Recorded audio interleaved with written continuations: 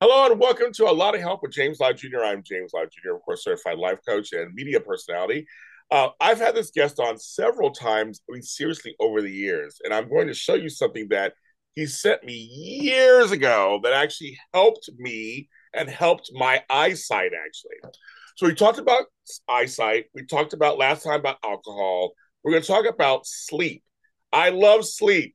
I try to get at least 7 hours of sleep a night. That's what I seriously do. I love to go to sleep, take naps. I love sleep. We're going to talk about all kinds of healthier lifestyle things that he's doing. He's practicing himself. He does care about your health, like I do. And we're going to talk about this, all about this stuff with him. He's a friend of mine I've known for years, and we have the same first name, James Swanwick. Hi, James. Hello, James. Thank you for having me back here. It's a great compliment, I think, to be invited back a second or third time. So thank you for having me. Yeah, it's like a third time. So I went to okay. So I went to the eye doctor recently. I so for full disclosure, folks at home, I just turned 55 this year. I think I look pretty good, hanging in there. And years ago, okay, kids, years ago, he sent me some blue light blocking glasses. No one else was talking about it. Seriously, I mean, you hear about him now. People are talking about it. He was the only one talking about it. I have one of the original pairs. I started wearing them. Wow, look at that. Amazing. Okay. Now I got the latest pair I got now because I am an affiliate member. If everyone know that. This is the latest pair I got. This is a newer pair. Looking sharp. But I want to show you. But I'm saying this is one of the this is the original. This is from years ago, folks. Years ago. Years ago. So I was wearing them, James, and so I go to eye doctor every 2 years. So every 2 years I go and get checked. My eye doctor was like, your eyes are kind of correcting themselves. And I go, wait, so he takes you check your ocular pressure, you know all this stuff, but if you're at home, you check your ocular pressure, do all these different things like your ocular pressure is really good. He gave me a number, it was like 20 or something. It was like, it was something really good. He's like, it's really, if it gets past this one, it's bad, but this is really good. But he goes, because I was nearsighted. And so but I had to wear glasses for the computer to see or close and for far away. So I call them trifocals. They're progressive lenses, but it was like different levels, and it was making me sick, James, because I couldn't Wow. get used to the different whatevers. So it's Yes. like, so I started. So literally, you came into my life. I started wearing these, and of course, some other lifestyle changes. Um, he's like, James, the last video goes to James. And so now I don't wear glasses to watch the computer, except for the blue light. But I mean, they don't have any, I don't have no strength in them. Wow. Guys have corrected themselves that I don't up close. I'm good. Far away, it's a little harder. I wear glasses far away. So now I'm wearing glasses part time. Mm. So I said, I think it has a part to do. I told him about these. He goes, it probably helps because you told the blue light and all the phones and everything. So James, thank you very much. I'm giving you partial credit for my better eyesight. Oh, you're so welcome, James. I'm so thrilled to hear that. Congratulations. And you're obviously a very well-educated man and you take action. And that's the most important thing because a lot of people don't take action. And so, you took action, you put the glasses on, you tried them, and now you're getting the positive benefits and results from that, it seems years later. So well played, sir. Thank you. But isn't that what you're always talking about that though? We're going to detail in a second, but I feel like your message always is start now, try this now. Here are some suggestions, and the rewards will come. Is that kind of part of your message? Yeah, absolutely. I mean, there's a great book by James Clear called Atomic Habits, and it's sold as a bazillion copies. And he talks about just doing 1% improvements or amendments on a daily basis. And cumulatively over time, that adds up to just monumental transformational shifts in people's life. I think a lot of us were so focused. For example, if our goal was to lose weight, so let's say 20 pounds, a lot of us will say, I'm going on a diet and we'll starve ourselves and we'll work out really hard or we'll go for a run or do walk. And we go charging over the hill a million miles an hour, and that can be good. You can lose 20 pounds doing that. But then is that sustainable over many months or many years or decades? And I would submit not. So yes, we can get that short-term impact of losing 20 pounds, but is it going to be sustainable over decades? And so, a better solution, I think, a better long-term solution is uh, focusing on great sleep, eating well, exercising regularly, um, reducing stress and anxiety in our life, and just doing little incremental improvements along the way. And those incremental improvements add up to huge shifts. I'll use one other quick analogy. If you are in Los Angeles, California, and you're wanting to get to Sydney, Australia, and you're in a plane, if you're even half a degree off, right, when you leave Los Angeles and just fly straight, you're just half a degree off, you end up in Antarctica, right? You end up to the left of New Zealand. Um, and so just a little bit of a negative shift, I guess, can just set you off track. But if you are just course correcting all the time, making these little 1% improvements, like an airplane does, like a plane when it takes a flight, it does, it course corrects all the time. Uh, uh, uh, um, just a very, very small course correction here and a little small course correction here. Cumulatively, over the duration of that 14 and a half hour flight, you end up where you're going. You end up in Sydney, Australia, from Los Angeles to Sydney. So that's what I would probably just offer to your listener, which is, try to focus on those 1% improvements over time, and cumulatively that will be hugely transformative for you. He is correct. You are correct. I can tell you a personal quick story, and that is about losing weight. I remember I started doing. I think it was I replaced a meal with salad, like a good healthy salad, not just like greens, like a good salad. I started taking out certain meats just for a little bit, just like I just like a little thing, a couple days a week. And I will tell you something: in 2 weeks, where I couldn't turn around fully, I could turn around fully. Like it's like little things like little things like that, right? Or when I step out of the bed, oh, my foot doesn't hurt that much anymore. Right? Like it starts to go away. Like it's really weird. Like you're right. I always say small steps lead to large rewards. That's my saying. Yes. Literally, that's what it is. It's like people think you have to go hard, but we see what your social media tells you that go hard, go big, be sweating and killing yourself, and I tell people I've completed 3 half marathons in my 40s by walking them. I didn't run them. I walked them. First of all, Mm, that was a heavy walk, fast walk, but I walked them. I didn't run them. I did the San mm. Francisco, LA. I did San Francisco twice in LA. I didn't run them. I walked them. I finished them within the 3 hour. I one right here as I'm sitting there, as I was sitting there talking about. I completed it within the 3 hours and 4 minutes and 10 seconds. I Nice. completed it. So I'm saying, but I didn't run them because one of my guys, I said I don't like the first one. I said I don't like running, but running can be also for some people be hard on your joints, hard on stuff if you don't do it correctly, all kind of stuff. So he goes, well, walk it. He said, well, why don't you start walking? And it's like, oh, so why is it, James? I mean, in European, because it's out there. People are just telling you, go hard, go hard, go hard. That's not really, some people can do that, you're right, and they're fine. But for a lot of Mm. us, right, that's not good. That's not good. It's just not sustainable. It's too much, it's too intense, and it feels like you're in a prison. And what do prisoners want to do? They want to break free of prison, right? So anyone can have enough willpower to be on a diet for a week or 2 weeks or even 30 days, but that's really white knuckling it. Versus if you just make long-term goals and make incremental improvements, that's so much more sustainable over a lifetime.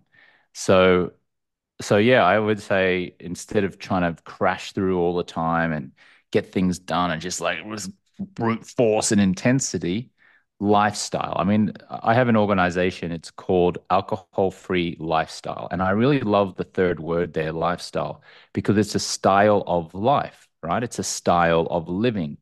And that's obviously obvious, right? Lifestyle, style of life, but it works for me. It makes me feel nice and calm. Like I have a lifestyle, and that lifestyle tends to have me think long term. So I'm not thinking in terms of this week, this month, this year. I'm thinking in terms of decades. How do I want to be when I'm 80? Do I want to be in a wheelchair and not be mobile and be stiff and sore, or do I want to take actions now on a regular basis where I'm still wanting to go and maybe do what you did, which is walk a marathon, run a marathon, like swim, touch my toes. That's kind of how I take my actions and how I think long term. I would say because you have. I mean, we talked last time about the alcohol-free thing, and actually, you always use your words very carefully. How you've always been that way. I like that. I'm the same way. You've changed your life too. I mean, you've changed since I've known you. You've changed your life. So how's that personally been going on for you? I mean, because I know you've changed your life in ways too. Yeah, I used to drink socially in a socially acceptable manner, in that I would have a couple of drinks most nights of the week. And I did that from age 17 until age 35. And then at age 35, I woke up one morning. I was probably 25, 30 pounds overweight. I was tired. I was irritable. I was stressed and anxious. I wasn't rock bottom by any stretch of the imagination. I know a lot of people who drink too much can hit a rock bottom, but my version of a rock bottom was just, I felt mediocre in many ways. I was what I would describe as operating at a 6 out of 10. I made a decision to stop drinking alcohol for 30 days. It's been 14 and a half years so far. And the changes from that one habit change have been profound. Just removing alcohol resulted in me, first of all, losing the 25, 30 pounds, but keeping it off consistently. It got me focusing on healthier habits such as personal development, going to do workshops, learning about conscious communication, having a relationship mentor, going to therapy, understanding the difference in food quality between organic and non-organic food, blue light blocking glasses, as we just talked about. I mean, I never in a million years would have even explored blue light blocking glasses and started that company if I hadn't already had shifted my focus to be health conscious, as a result of stopping drinking. And so those cumulative things over the years, which has been 14 years now, as a result of just that one decision, which is stopping drinking, have now got me to the point where I am now, which is most of the time, not always. Right? I'm not pretending that I'm perfect by any stretch of the imagination, but most of the time, I feel like I'm operating at least an 8 out of 10, maybe an 8.5 in terms of health, wealth, love, and happiness. Whereas pre-stopping drinking, I felt like a 6 out of 10 and below most of the time. I'll tell you, I'm an eight. I think it's 7 or 8 most of the time too. Nobody's perfect. Great. Nobody's perfect. But I'll tell you, I drink a lot less. I remember last time I had a drink actually. It's so funny. I haven't had it. I mean, I haven't consciously stopped, but because I've been so into my work and into my family and stuff that I've been doing, I realized a lot of my drinking was centered around events that were about drinking. So it was like we're going to happy hour, we're going to this Friday night margaritas, Tuesday. That's like, and but that took time away from my life in a weird way. Yes. I thought it was my life, but now that I'm working, I'm happy. I love what I do. I'm an entrepreneur. I love what I do. I have all these opportunities coming. That's the time I want to do it. I want to spend doing that. And so in result, I'm not drinking that much anymore. And I'm like, so that's why I feel like I'm operating at a 7 or 8 most of the time. I think on some days I'm a 10. On some days, I'm like, everything's just going amazing. I got it going. But I will be honest, like mostly 7 or 8. But I will tell you, drinking a lot less has changed my life also. And it wasn't even a really conscious thing. It was just that I just noticed that I wasn't. You get a little older, certain circles, you kind of run out of certain circles, I guess. I don't know. But I agree. Yeah, well, there's a phrase that gets used a lot, which is you're the sum of the five people you spend the most time with. And that is certainly been true in my case. When I was drinking, I would spend time with my friends who were, great, Yeah. great friends. Yeah. And my friend Tom and my friend Zach, and I was living in Hollywood, California at the time. And we used to go to the Jones Bar on Santa Monica Oh, Boulevard I know there. who it is. I think like Yeah. it is on the corner. I was like, really? Yeah. We Yes. used to go there at least twice a week and have a good time, Yeah. but the consequences of that was the next day I would feel mediocre. Consequences of leaving there would be I'd stop at the Carl's Jr. Burger fast food place on the way home on the corner of Santa Monica Boulevard and Highland, and Yep. I would wake up in the morning with ketchup on my shirt and kind of waking up tasting the burger and the fries and the gin. I was drinking gin and tonics or red wine, and it was like, oh. So, look, it was fun until it wasn't fun. And then once I stopped drinking alcohol, I wouldn't say that I cut Tom and Zach from my life, but what I would say is that I just started to gravitate towards other health, let's call them more health conscious people. And then I started to more move in those kind of circles, more health conscious, maybe spirituality is the way you might say it, but people who are interested in personal development and growth. Yeah, I agree with that. And you attract what you are a lot of times too, or what you're looking for. Isn't that Have you funny? found that? How Oh have you God, oh found my that? people fall they fall out of the sky into my presence. Even with my because I'm an interviewer, so even with my interviews, excuse me, even with the talent that's being brought to me, it's like it's funny when you came across my desk again, they sent out a thing and I was like, oh, I was like, I know James, I've known James for years. It's my show. It was like this is the right time for him to come back to my show again. So it's like the universe sends you kind of what you're searching for at the It right does. times. It does, yeah. And it can feel like, oh, this is weird. This is Yes, almost miraculous. I was just thinking about yes, this the exactly, other day. But in exactly. actual fact, there's a lot of science that shows that manifesting something or putting a thought out into the universe activates a bundle of nerves in our brain known as the reticular activating system.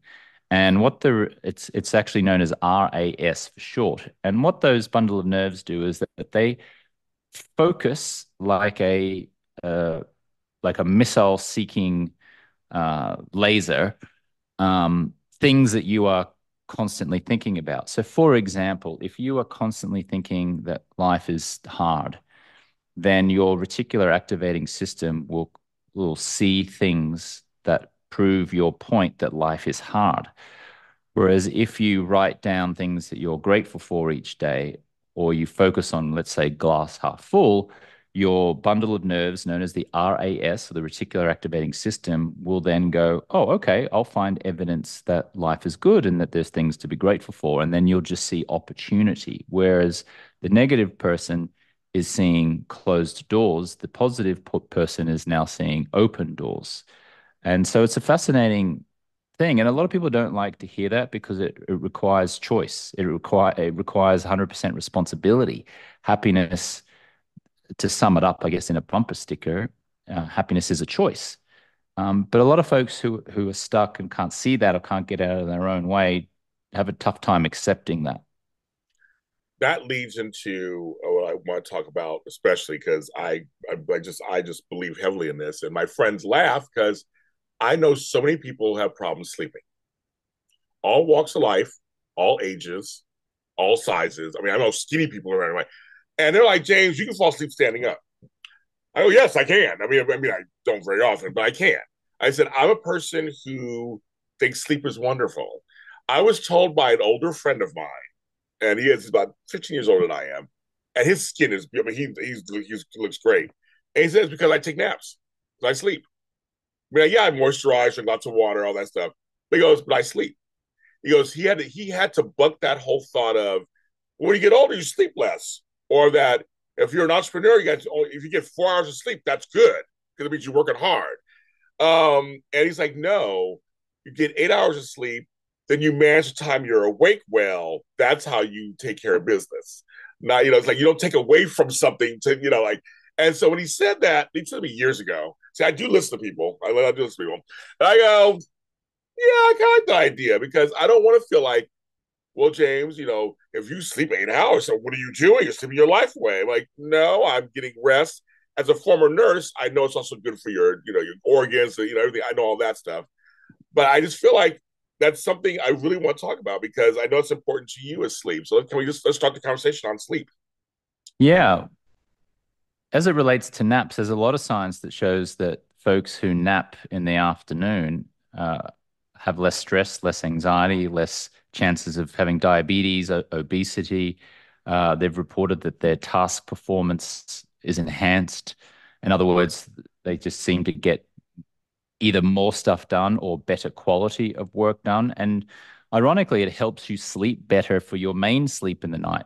Um, so what you're doing is admirable and welcomed. In fact, a lot of companies, I think Apple was one of the first companies that actually built into its headquarters nap rooms, and employees were actually encouraged to go and take naps, and there were bean bags and things like that.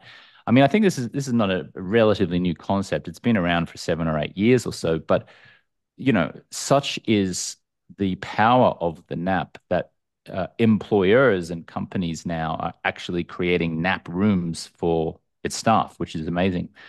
The other thing I would say about sleep, first of all, is sleep is really the foundation of all of our health. It really is. And beware of not prioritizing it, I would say, so for your listener. Um, I'll sleep when I'm dead. Oh, let's go out and burn the midnight oil. Oh, I'm an entrepreneur, so I'm so great because I sleep in my office and I only get 3 or 4 hours a night. I'm in the hustle and the grind mode. Now, again, that can work and be super productive for a short period of time. It can, Yeah, right? yeah, oh yeah.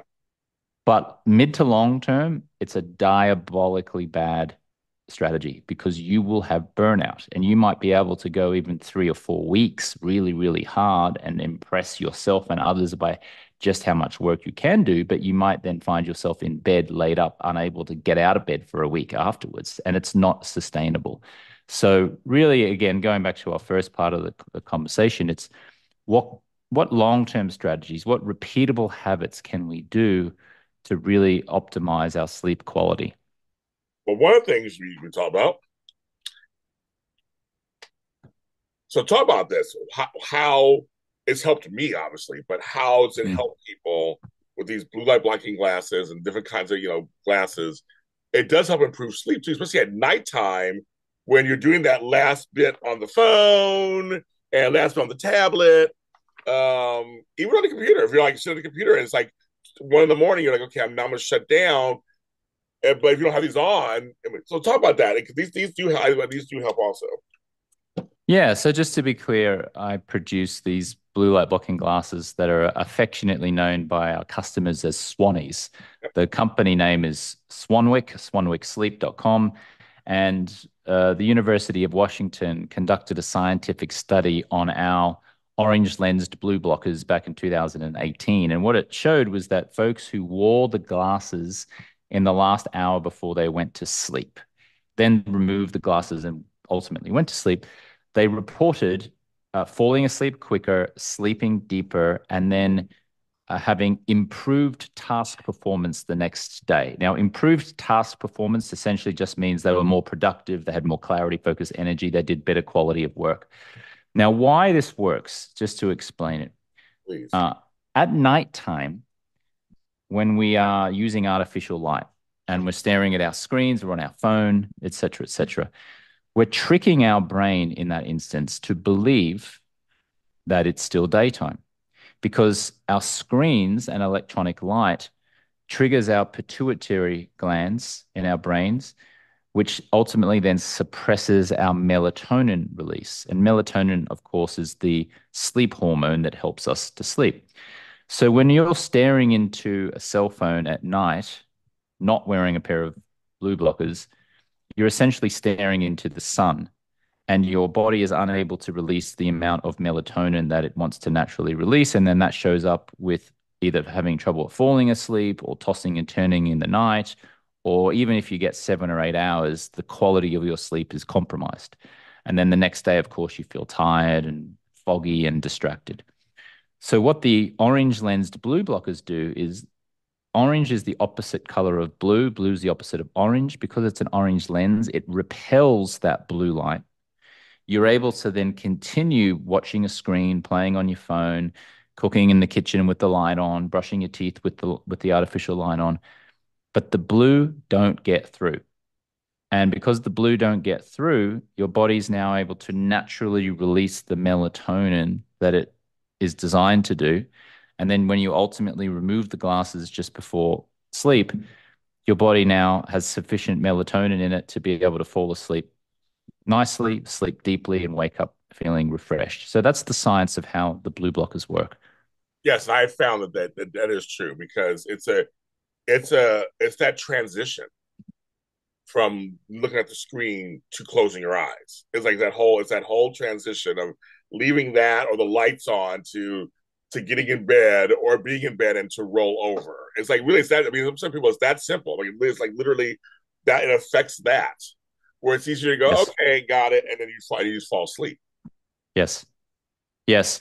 And a lot of folks are have the mistaken belief that all blue blockers are created equal. Now, there's a difference between, this is important, there is a difference between an orange lensed blue blocker and a clear lensed or a yellow lensed blue blocker. Now, you may be noticing, James, I was wearing a pair of Yeah, you were clear, those. Yeah, yeah. I'm wearing clear lens glasses. These are also a pair of Swannies from Ah, Swanwick.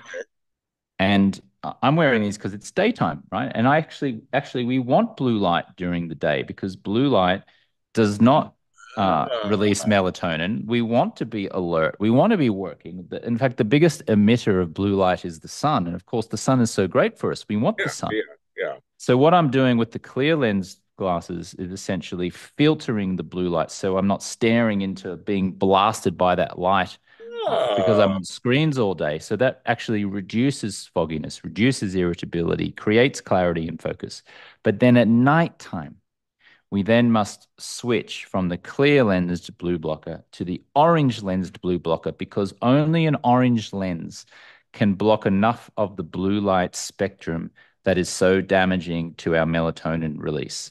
So, just to sum that up, the bumper sticker is clear lensed blue blocker daytime, orange lensed blue blocker nighttime. why do you have my hair the clear then for my daytime? All I have is the nighttime ones.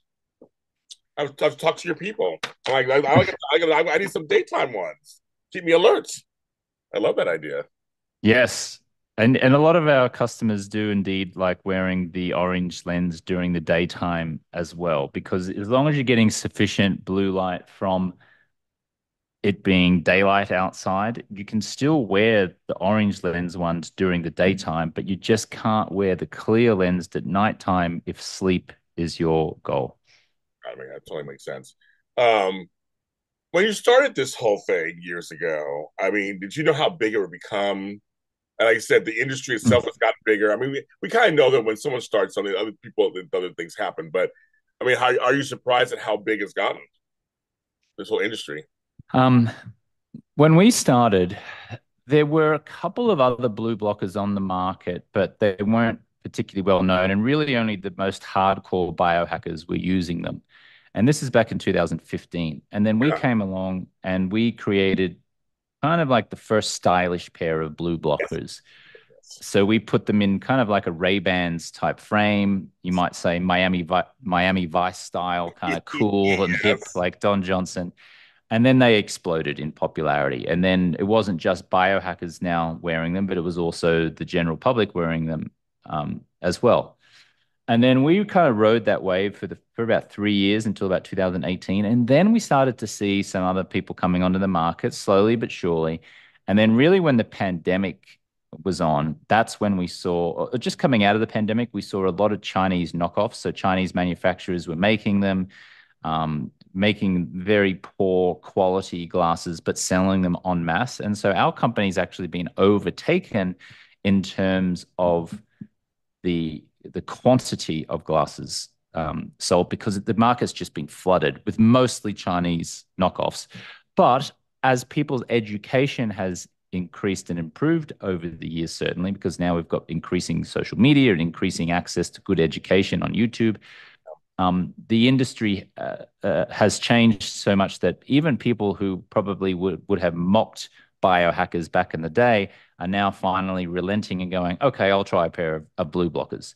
Now, that hasn't been so great for our particular business, but it's been great for people's sleep and it's been great for the education of people in general. So I'm okay with that. Like I'm fine. If people can sleep better and have a better night's sleep because they're wearing any pair of blue blockers, irrespective of if they're from our company, then that is a good thing. Do you find yourself now? Do you feel like you're an educator now at some level? In many ways, yes. I think mostly I speak to alcohol and the Right. dire consequences of alcohol, and I've kind of been known. I'm now known, I guess, out in social media circles as the stop drinking No, guy. you are. No, you are. I see your stuff all the time pop up. So yes, you are.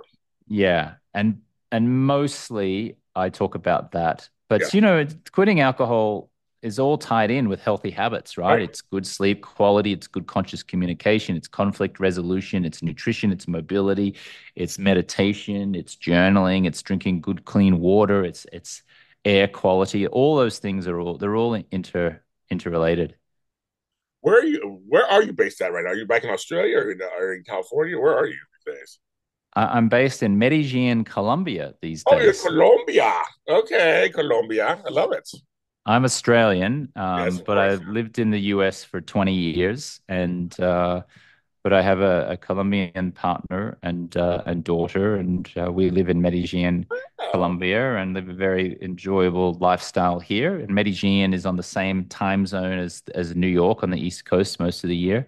Sometimes it's on a central time zone. It's only a 2.5 hour flight from Miami, so it's nice and convenient. There's a really growing expat community here, and oh, there and is. my Spanish is okay, so I'm all right. Colombia. Yes, no, I have friends who live there that moved there, so I didn't go there all the time. So I know it's a destination now. I mean, it's like a destination. Uh, Yes.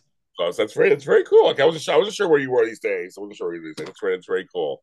Um, so I mean, I just to kind of wrap this up again. Thank you for all the stuff that you've helped my life on some level, of course. I mean, what is your general message you like to leave with people as we're wrapping up this interview? What would you like to say to people about their health?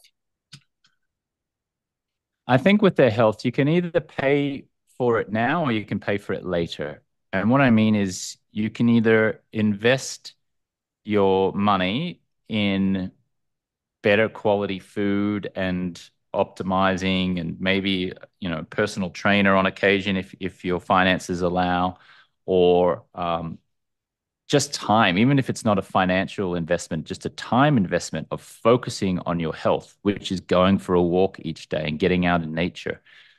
That will that will save you so much heartache down the line. It'll save you thousands of dollars in medical bills. It'll save you thousands of dollars, tens of thousands, hundreds of thousands of dollars in some cases of heartache and pain. So there is no better time to start focusing on your health if you haven't yet done than right now. Uh, and it doesn't take that long. I mean, over the course of a lifetime. Tony Robbins says we underestimate how much we can do in a day. I'm sorry, we overestimate how much we can do in a day and we underestimate how much we can achieve in a lifetime. So, think of your life in terms of the next 40 years and take the actions now that are going to give you 40 years of benefits as opposed to having a fear of missing out and going hard and not caring about your health now because you'll pay for it now or you'll pay for it later. And I'd much rather put in the time and the effort and in some cases the financial investment now than have a compromised quality of life later. And I would add for the older folks like myself, is you still start. You should start thinking about how you want to live your golden years, so to speak. Like I've dealt with caregiving both my parents, and it wasn't good. They didn't take care of themselves. So I'm saying, Mm, so if you're older, it's not too late. It's never too late. And think about if you have another good 20 years or 10 years or 15 or 30, think about that also, how you want to end up. mm. So I would just add that for us to. I have friends like, well, I'm too old. No, you're not. That's not. I don't believe in that whatsoever. That's ageism to yourself. Um, Even if you think you have another good 10, 15 years, how do you want to live those 10, 15 years? That's important. Yes, absolutely. And it's not necessarily about prolonging your life. It's about improving the quality of your life. Exactly. That's what I think. But we're living longer anyway these days, so that's kind of a. So you have to keep that in mind too. We are living longer, in We most are. cases. We are in most cases, and that's good. I mean, that's great. I mean, for a lot of people, that's great. So, but James, thanks for being on the show as always. You're always welcome on the show anytime, of course. So Thank you very much. I appreciate you inviting me back, and thanks for all the good you put out in the world, James. thank you very much. And tell folks if they want to know about your alcohol-free stuff or anything, tell them where they can find you. Alcoholfreelifestyle.com. I have a podcast that I host, which is called Alcohol Free Lifestyle. You'll find it in Apple Podcasts and on Spotify. And then as it relates to the Swannies Blue Blockers, you can find us on Amazon by typing in Swanwick, Swanwick, or you can just go to swanwicksleep.com. Yes, and I'll have those all underneath the descriptions. I'm James Lott Jr., and you can find me at lottofhelp.com, Lot of Help on Facebook, and JLJ Media everywhere. Talk to you next time.